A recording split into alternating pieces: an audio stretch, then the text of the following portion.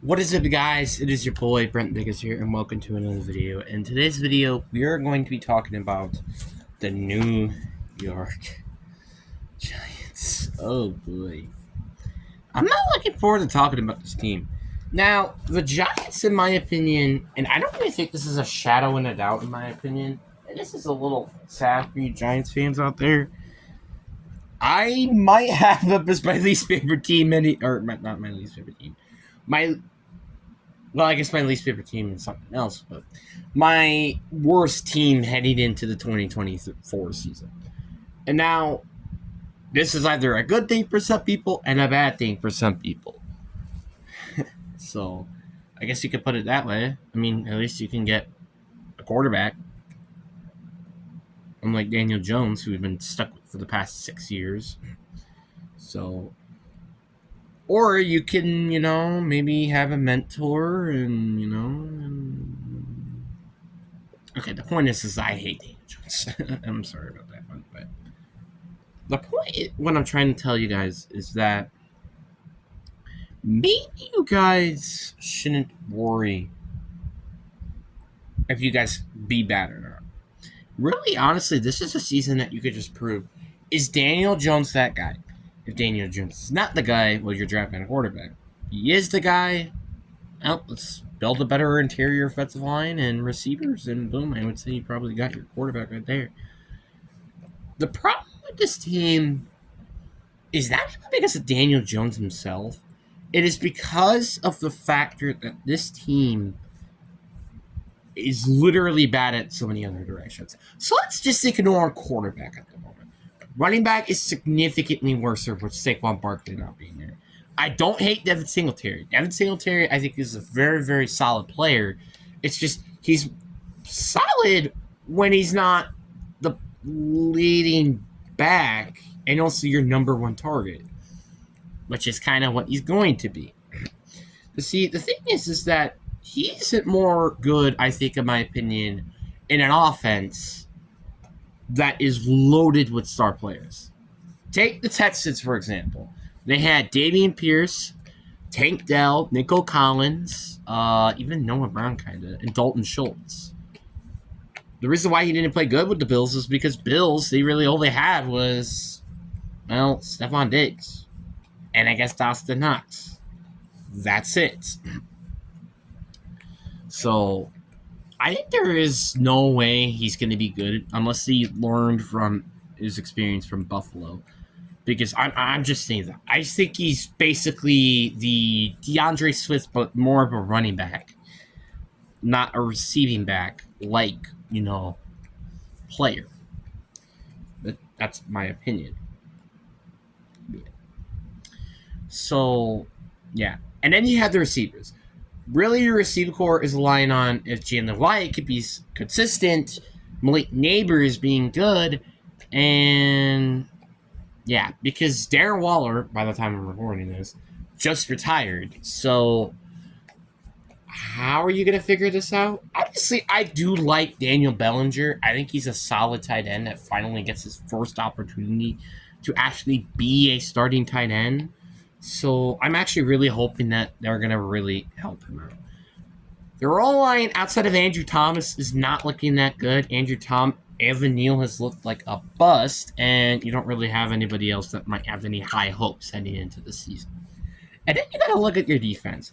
Your defense, I'm not even going to cap with you guys. It's actually not that bad. You got Kayvon Thibodeau, Brian Burns, Dexter Lawrence, the second in your front seven. This is the problem is your secondary is not really that good because outside of Deontay Banks, you don't really have anybody because you ended up not signing any of your starting safeties, and Xavier McKinney and Julian Love, who both ended up going to some of my favorite teams. So, good job, team, for not structuring your safeties. So, it's just like the point of what I'm trying to say is here, this team is not doing well. They're just not. Like, I feel like this team would be such a different story if they either brought back Xavier McKinney or Julian Love, because at least they would have had a guaranteed good player in that secondary, which is kind of what they all really needed, was because their front seven is actually kind of pretty good enough. Like, you got Brian Burns, who was already on a sucky defense, Kayvon Thibodeau, who had a breakout season as a sophomore, and Dexter Lawrence, who's an excellent run defender. That's really all they needed. So what they need to do is address the secondary. That's it. I really do like their offense. If Daniel Jones could just break out this year, and Dexter, and I like that defense, if they just had a better secondary, which unfortunately they don't. So again, unless somehow they find out ways to making this team somehow get better, and Daniel Jones plays like what? Well, I think this team was expecting heading in from college. I don't see this team really being that good because, again, I think the offense is not really that good. That's my opinion. The offense is just extremely mid. And it's because you have a mid quarterback under center and also just a mid team under center. Now, before you say, oh, it's Brian Daboll, I wouldn't say it's Brian Daboll. The thing with this team is that they ally with Saquon Barkley way too much. You could also say it's the quarterback's fault. Because the truth is, the fact that Daniel Jones played decent last year is insane. And that's just proof that Brian Daboll, with the right guy under center, this team can play very, very well. Because, again, it was honestly, the more you think about it, the more magnificent somehow they end up winning all those games last year, because that team was not good at all. Obviously, you had Xavier McKinney, I think Julian Love even, Dory Jackson, Kayvon Thibodeau, Dexter Lawrence, Hodgins, Barkley, obviously, and obviously still Andrew Thomas. But, like, still, it's magnificent to say because there had so many holes everywhere else too. So it's kind of interesting to say the least. This team, I really, really do think this team has a interesting future heading up ahead, and I really do like. Again, I really like their defense. Their defense, in my opinion, if they just had a good secondary player in there, like throw like Pat Surtain in there or something, boom, that could be a top 10 defense just like that. They just need to have Dante Banks have a breakout season or somebody else to step up in that secondary. That's really all they need, to be honest with you. And I'm not kidding. And I think they drafted Tyler Newman out of Minnesota. Did they? I don't know. But you get the point. The point is, this team, if they can just address that secondary, will be pretty nice. Unless I forgot they signed Adron Youngin, so that's not even a bad sign in there. They're pretty interior. That's fine. So, yeah. But the Giants just... I feel like Giants fans, whatever happens this season, I think besides except having a mid-record, like through 5-12, through 7-10, I don't think the Giants should be that pissed about how bad their season is. I mean, I guess really more 6-11 to 8-9, I would say. Because 5-12, you can kind of get a decent draft pick to potentially trade out to get your quarterback, but you get the point. So, yeah, this team, in my opinion, is either hoping for your team to be pretty good this year and Daniel Jones be better than he was last year and prove that one season was not a fluke, or he plays terrible and you get a good draft pick where you can get your quarterback and then you can start to actually build your team around. But, like, here's the problem with them going to getting a quarterback. You're going to still have to, like, your O-line is not going to get fixed by having a quarterback. Your receivers are not going to get fixed because you have a quarterback. Well, maybe your receivers. But, like, again, that's a maybe and not a guarantee. And, again, all of these defensive issues, they're not going to get fixed because you have a quarterback. I'm just saying. It's like the same thing that happened with the Panthers. And also, in my opinion, with the Patriots.